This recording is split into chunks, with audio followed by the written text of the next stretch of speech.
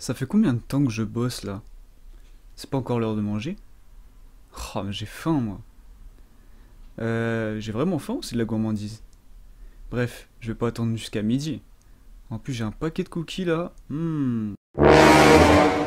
Depuis le Covid, on se retrouve de plus en plus souvent en télétravail. Tout seul face à un ordinateur, à faire un boulot pas forcément très stimulant et à côté d'un frigo qui est rempli de gourmandises, il est difficile de ne pas craquer. Un moment de stress, un moment d'inattention, un moment d'ennui et directement ta pensée va se diriger vers la nourriture. Grignoter pendant le télétravail va te permettre de t'apaiser, de te faire plaisir, de réduire le stress, de rendre les tâches que tu as à faire pénibles un peu plus faciles à réaliser et de trouver du réconfort. Le problème, c'est que ces comportements alimentaires ne vont pas être bons pour ta santé et ton objectif de perte de poids. En effet, lorsqu'on est en télétravail, en plus de bouger moins, on va avoir tendance à manger plus, ce qui va évidemment favoriser la prise de poids. Alors rassure-toi, le but de cette vidéo n'est pas de te culpabiliser, le but est de trouver quelques solutions qui pourront t'aider à limiter les envies de grignotage pendant le télétravail. Alors si tu découvres ma chaîne, sache qu'on parle ici de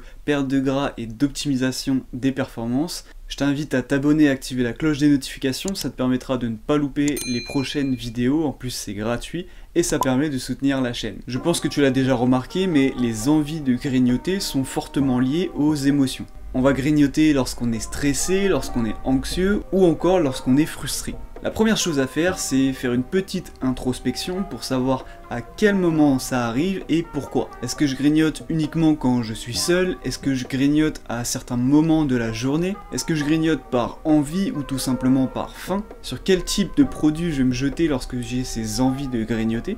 Te poser ce genre de questions va te permettre de mieux connaître ce problème et donc de trouver potentiellement une solution adaptée. Avant même d'appliquer les techniques que je vais tout de suite te donner, passe par cette phase d'introspection car elle va vraiment être importante pour la suite. Bien, maintenant voyons concrètement quelques techniques pour limiter les envies de grignoter. Pour commencer, une fois que tu as identifié le ou les produits sur lesquels tu vas te jeter quand tu as ces envies de grignotage, tu vas pouvoir faire deux choix. Le premier, c'est de modérer la consommation du produit en question. Exemple, si j'ai l'habitude de craquer sur du chocolat, je vais me fixer une limite à ne pas dépasser, un carré de chocolat par exemple par jour. Et donc je vais intégrer ce fameux carré de chocolat dans mon alimentation, mais je vais vraiment me fixer une limite pour ne pas aller plus loin. Le second choix va être de restreindre la consommation du produit en question. Ici on va aller un petit peu plus loin car j'ai régulièrement des personnes qui me disent que par exemple si elles craquent sur du chocolat, et bah tout simplement elles ne peuvent pas s'arrêter sur un seul carré par exemple. Et donc dans ces cas-là, on va devoir limiter l'accès à cet aliment. Et on va pouvoir le faire de trois manières, ou plutôt trois niveaux. Le premier va être de rendre l'accès aux produits difficile. Tu peux par exemple cacher ton paquet de biscuits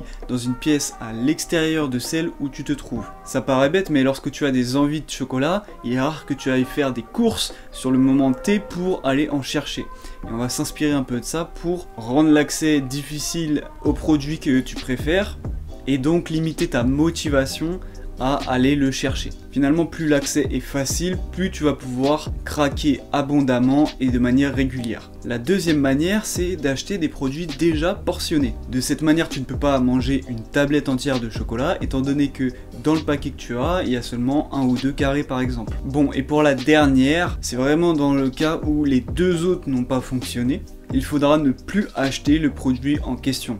Parce que forcément, lorsque tu sais que ce produit-là est chez toi et que tu ne peux pas te contrôler lorsque tu vas en manger, il vaut mieux du coup l'éliminer. Parfois d'ailleurs, on ne va pas manger à cause du stress ou à cause de l'anxiété, mais simplement par gourmandise. Typiquement, après un bon repas, on va avoir tendance à quand même manger encore plus de chocolat alors même qu'on n'a plus faim. Dans ces cas-là, une astuce que tu peux mettre en place et qui est efficace, c'est de te brosser les dents directement après ton repas. Une fois que tu auras la bouche pleine de dentifrice, ça m'étonnerait que tu ailles remettre le nez dans du chocolat ou des biscuits simplement par envie de gourmandise. Cependant, les envies de grignotage ne subviennent pas seulement lorsque on est gourmand, mais aussi certaines fois on va avoir tout simplement faim, alors même que ce n'est pas l'heure de manger. Ici c'est un peu différent de ce qu'on a vu précédemment, on va pas parler d'envie de grignotage mais réellement de fringale, puisqu'on ressent concrètement la faim et c'est pas dû au stress ou à d'autres choses. Dans cette situation là, l'émotionnel ne va pas être en jeu. C'est une faim qui a été provoquée par des repas précédents qui n'ont pas été suffisamment rassasiants.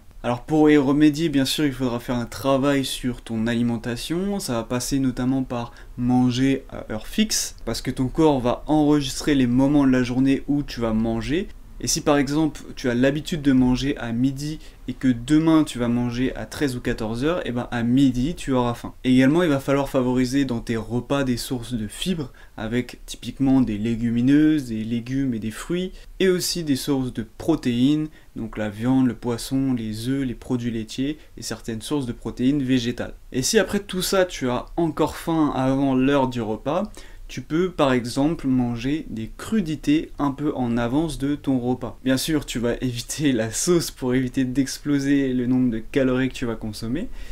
Et le fait de mastiquer des crudités, de croquer, ça va te permettre de stimuler beaucoup plus vite le sentiment de rassasiement et du coup de limiter les envies de grignoter des bonbons, des gâteaux, du chocolat ou d'autres choses qui ne sont pas forcément saines pour ta santé et qui ne seront pas favorables à ta perte de poids.